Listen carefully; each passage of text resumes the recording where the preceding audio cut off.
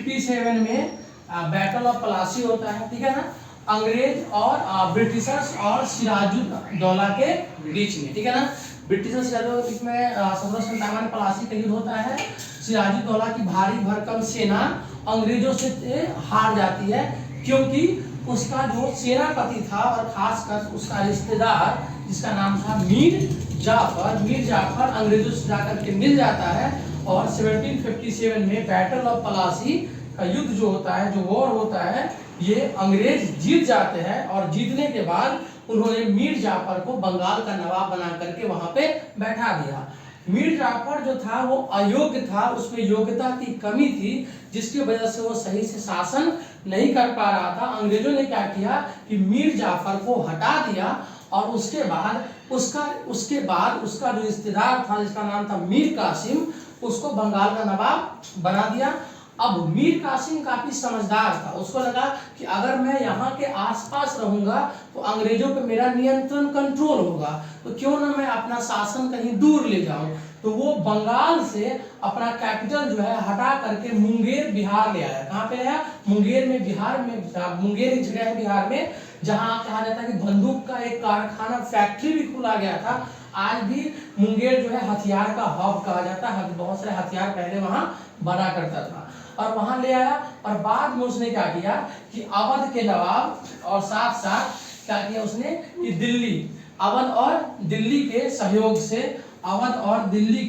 सहयोग से उसने क्या किया कि अंग्रेजों के विरुद्ध ही लड़ाई छेड़ दी। उसने इन दोनों को समझाया कि अगर हम तीनों मिल जाए, क्योंकि उस टाइम का बंगाल का मतलब था आज का पूरा बांग्लादेश, आज का बंगाल, बिहार, उड़ीसा, झारखंड, ये सारा एरिया बंगाल के अंदर आता था। तो क्यों ना हम इसको अपने अंदर मिला ले, अंग्रेजों को यहाँ से मार के भगा दे।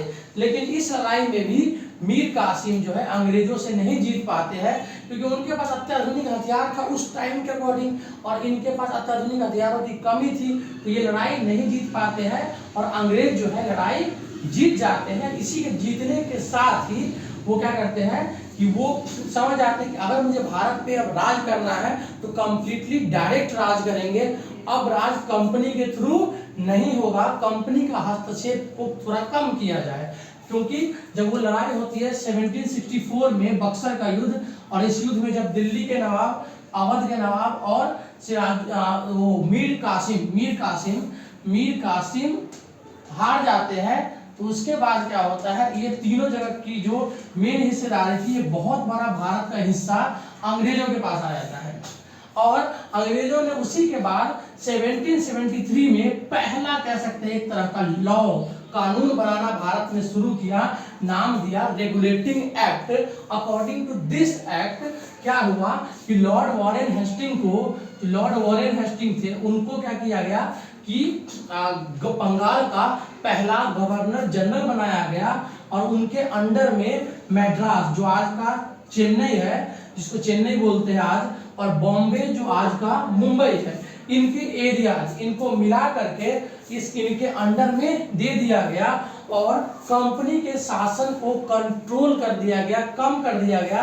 कंपनी की भागीदारी या कंपनी का हस्तक्षेप जो मामलों में था उसे कम किया गया और डायरेक्टली तौर पर एक ऐसा सिस्टम बनाया गया जिस सिस्टम में कंपनी को रिपोर्ट करना पड़ता था कि हम आगे जाकर के ब्रिटिश गवर्नमेंट को रिपोर्ट करना पड़ता था कि हम सरकार को इस तरह से ऐसे चलाएंगे। तो हम कह सकते हैं कि अगर हम बात करें इंडियन पॉलिटिक्स में कि भारत का कॉन्स्टिट्यूशन कहाँ शुरू होता है, तो स्वतंत्र भारत का कॉन्स्टिट्यूशन तो आपका 26 जनवरी 1950 शुरू होता है, जिसकी शुरुआत जो होती है मोटे तौर पे बनने में जो समय लगता है वो है 2 साल 11 महीने 18 दिन।